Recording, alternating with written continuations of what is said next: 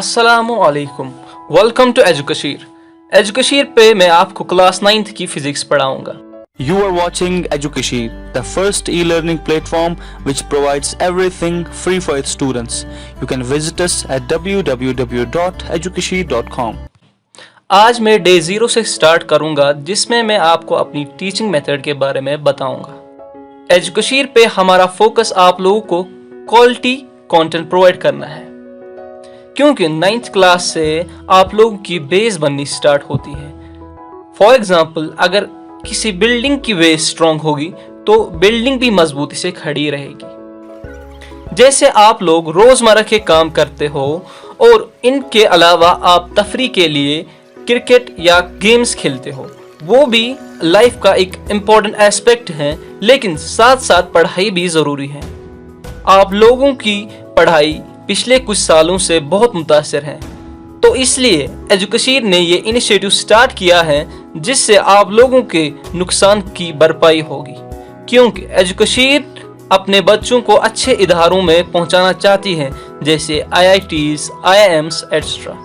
और आप लोग कॉम्पिटिटिव एग्जाम्स जैसे नीट, JEE वगैरह में एक्सेल कर सको। हम आपको फिजिक्स कॉम्पिटिटिव एग्जाम्स के अकॉर्डिंग पढ़ाएंगे, जिसमें पहले हम आपके कंसेप्ट सही करेंगे, फिर उन्हीं कंसेप्ट्स को यूज करके प्रॉब्लम सॉल्व करेंगे। हम आप लोगों से एक्सपेक्ट करते हैं कि आप हमारे लेक्चर्स को कंटिन्यूअसली फॉलो करोगे और हर लेक्चर के सेपरेट नोट्स बनाओगे। जिस बच्चे के नोट्स सबसे अच्छे होंगे उसको हम एक गिफ्ट हैम्पर देंगे और उसके नोट्स हमारे वेबसाइट www.educashir.com पे अपलोड किए जाएंगे और उन नोट्स पे उस बच्चे का नाम भी लिखा जाएगा। Now, without juggling around, let's cut the chase and directly come to the pragmatic approach. तो सवाल पैदा हुआ, What is science? साइंस क्या है? जैसे आप देखोगे इस डेफिनेशन में लिखा है, A branch of continuously changing knowledge.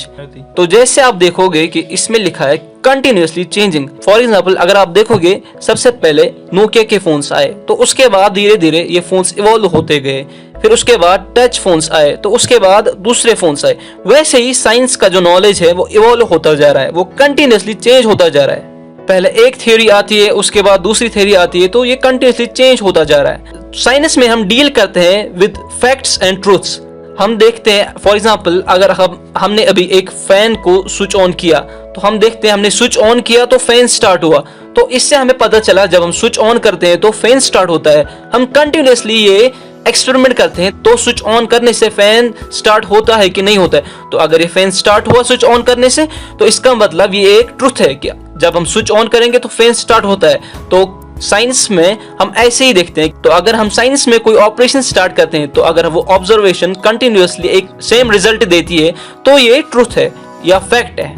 तो हम एक्सपेरिमेंट ऑब्जर्वेशन से इस नॉलेज को गेन करते हैं, और जो ये फैक्ट्स और ट्रुथ्स है या ये नॉलेज है, इसको हम सिस्टमैटिकली अरेंज करते हैं। तो अब हमने देखा कि जो ये साइंस है वो एक वास्ट एक इल्म है। तो इस इल्म को हमने डिफरेंट ब्रांच में क्लासिफाई किया है, जैसे कि फिजिक्स, केमिस्ट्री या बायोलॉजी। तो एजुकशीर पे मैं आपको खाली फिजिक्स पढ़ाऊंगा और केमिस्ट्री और बायोलॉजी के आपके इलाहिदा टीचर होंगे।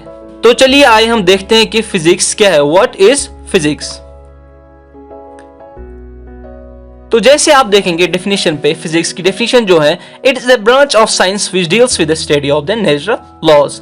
ये एक ऐसी ब्रांच है, फिजिक्स एक ऐसी ब्रांच है जिसमें हम देखते हैं, जिसमें हम स्टडी करेंगे नेचुरल लॉज। फॉर एग्जाम्पल, अगर हम देखेंगे, हम एक बॉल को ऊपर से नीचे हम उसको फेंकते हैं, तो ये बॉल नीचे क्यों जाती है, ये ऊपर क्यों नहीं जाती? ये बॉल इसलिए नीचे जाती है, तो इसको कोई फोर्स खींचता है, उस फोर्स को हम कहते हैं ग्रेविटेशनल फोर्स। तो ऐसे ही लॉस, जैसे हमने देखा अभी ग्रेविटेशनल लॉ, तो ऐसे लॉस हम फिजिक्स में पढ़ेंगे। तो फिजिक्स भी एक वास्ट इल्म है, तो इस इल्म को हमने कुछ ब्रांच में क्लासिफाई किया है।